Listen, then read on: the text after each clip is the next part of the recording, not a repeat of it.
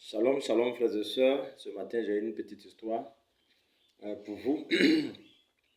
C'est l'histoire d'une pauvre veuve et d'un homme riche. Il était une fois dans un village une pauvre veuve. Elle était douce, humble et vivait seule. Mais elle portait un lourd fardeau. Elle devait une grosse somme d'argent à un riche homme connu pour sa méchanceté. Des années s'écoulaient, mais la pauvre dame était incapable de rembourser la dette. Comme elle ne pouvait pas rembourser la dette, l'homme riche venait chaque jour vraiment la fatiguer, l'insulter, la maltraiter. Parce que le temps arrivait pour qu'elle paye, elle n'arrivait pas à payer. Et cela se répétait, jusqu'à ce qu'un jour, de passage, un homme voit ce qui se passe, la scène. Indigné, il se renseigne. Mais qu'est-ce qui se passe? Pourquoi cette dame se fait maltraiter par ce monsieur et puis vous ne dites rien? Ah bon, monsieur, c'est vous seul dans ce village, vous êtes étranger, c'est vous seul dans ce village qui ne savez pas que ce monsieur, cette dame lui doit de l'argent, cette dame doit de l'argent à ce monsieur. Vous ne savez pas. Ah bon? Mais combien elle doit pour subir cela? Ah, nous, on ne sait pas. Hein? Alors, l'étranger va demander à voir l'homme riche. Alors, ils ont pris rendez-vous, ils sont allés avec quelques témoins, ils sont arrivés chez l'homme riche. Monsieur, bonjour. La dernière fois, je vous ai vu maltraiter une pauvre dame. Qu'est-ce qui se passe? Oh, mais monsieur, ne venez pas me fatiguer ici. Vous n'êtes pas de ce village. Renseignez-vous. Elle me doit de l'argent depuis des années, n'arrive pas à payer. Ah bon? Combien exactement? Alors, il a mentionné le montant avec fierté. Pensant que, voyant, c'est-à-dire l'apparence de l'homme, il ne pensait même pas que l'homme pouvait payer. Alors, l'homme va signer un chèque pour rembourser, c'est-à-dire que totalement la dette devant les témoins. Il était étonné, mais il a pris le chèque. Alors, puisqu'il était méchant, cet homme, normalement la dette est finie, c'est-à-dire que la dette a été remboursée, voilà. Le lendemain, les jours qui ont suivi, il s'est rendu encore chez la pauvre dame. Parce qu'il a constaté que la pauvre dame était ignorante, elle ne savait pas. La Bible dit, ça dit que l'héritier, tant qu'il est enfant, il ne diffère en rien de l'esclave. C'est-à-dire que lorsque tu es ignorant, je vais paraphraser un peu, lorsque tu es ignorant de quelque chose, frère, l'ennemi va toujours jouer avec toi. Alléluia. Alors donc, puisqu'elle était ignorante, elle ne savait pas. Elle se laissait fatiguer, maltraiter, elle pleurait, elle souffrait, qui allait venir à mon secours.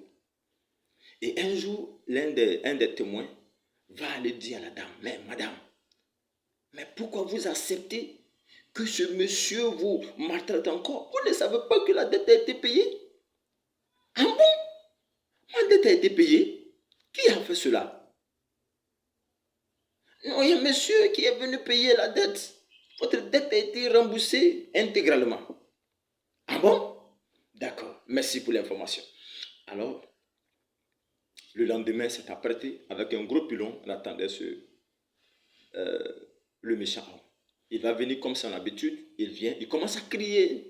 De loin, il commence à crier. Mais il a constaté cette fois-ci que lorsqu'il crie, la dame aussi, c'est-à-dire commence à crier pour lui dire, mais tu es méchant, tu es malhonnête. Malgré que ma dette a été payée, tu reviens encore.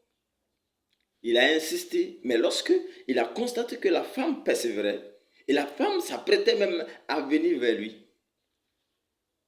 il a vu que ça n'allait pas, que la femme a su que sa dette était payée. Alors il a fui. La femme l'a poursuivi, il a fui. Frère, par cette histoire, j'aimerais te dire ceci. La Bible dit, tous sont péchés, sont privés de la gloire de Dieu.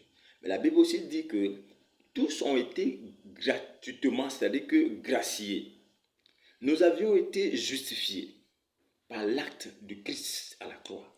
Jésus a payé la dette qui donnait à Satan le droit de pouvoir te fatiguer, de pouvoir te malmener.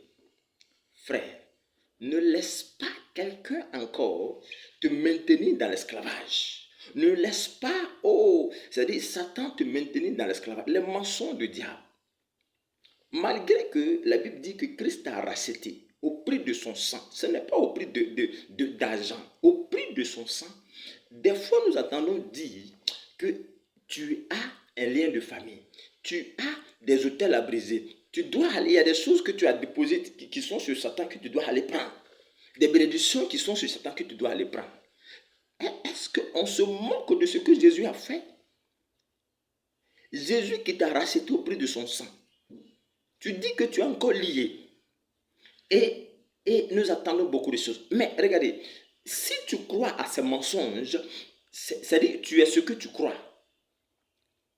Si tu crois que tu es maudit, tu es maudit. Si tu crois que tu es lié, tu es lié. Ma soeur, mon frère, sache que Jésus t'a libéré. Si tu crois que tu es encore lié, tu seras lié. Si tu crois qu'il y a encore des liens de famille dans ta vie, tu auras toujours des liens de famille. Moi, je suis libéré. J'appartiens à Christ. Et Satan n'a rien, n'a plus de dette. C'est-à-dire qu'il n'a plus rien à réclamer. J'appartiens intégralement à Christ. Je suis la propriété privée de Jésus-Christ de Nazareth. La Bible dit, nous sommes la prunelle de ses yeux. Tu es la prunelle de Christ, des yeux de Christ.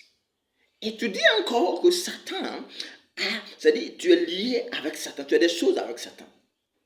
Frère, ne laisse pas quelqu'un, ne laisse pas un homme, ne laisse pas une femme, ne laisse pas qui que ce soit te maintenir dans l'esclavage. Tu as été racheté, tu as été libéré, tu es libre, chrétien, tu es libre.